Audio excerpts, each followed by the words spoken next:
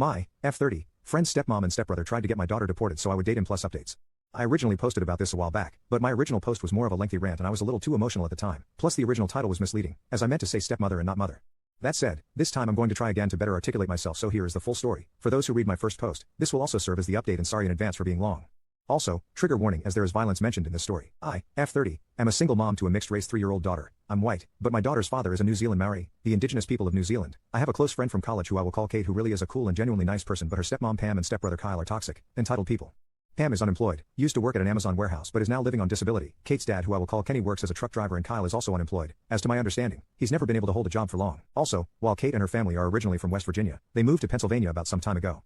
On July last year, I held an engagement party for my friend Kate and her fiancé Jack at my family's vacation home in the Catskills, as they were supposed to get married in December last year.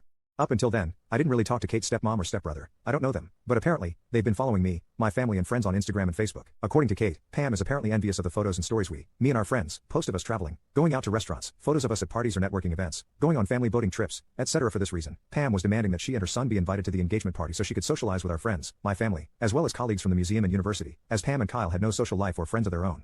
Kate and I relented and allowed them to come, as we didn't want them hassling Kate about this later on. Also, a little more background about Kyle. Kate did also go on to talk about how Pam pretty much coddled Kyle, that he was homeschooled sometime during grade school, as Pam didn't like the fact the school disciplined him for bullying and other antisocial behavior, that Pam got mad at the school when they raised concerns that Kyle may have mental health issues and sexist beliefs, that he was never told off by Pam but rather enabled by her, and Pam wouldn't let Kenny discipline Kyle for anything he did, but apparently Pam could discipline Kate for the most minor infractions. That said, Kyle grew up coming to expect to be given anything and everything he wants, as well as never having had to face any real consequences for his actions. For this reason, Kyle has no real friends, has no social skills, and no respect for personal boundaries. At the party, as mentioned in my previous post, Kyle and Pam seemed out of place. Pam kept trying to talk up Kyle to my female friends at the party. Kyle just seemed awkward or uncomfortable the whole time, and they couldn't hold conversations with the other guests. Later Kyle started flirting with me. I initially tried to be polite, keeping my answers to his questions short, but after Kyle called my daughter a half-breed, saying that I should get rid of her so I could go out with him, I felt so disgusted and angry with him that I snapped, shouting at him and his mom to get out of my family's house. Pam got mad at me, accusing me of disrespecting her son, which I don't deny, demanding I apologize to her son, Pam screaming at the other guests who were now also chastising them, Pam and Kyle, etc. I in turn called Pam and Kyle out for being racist, classless, misogynists, with the two of them leaving after realizing that nobody was supporting them, and Rachel calling being on the phone with the sheriff's office.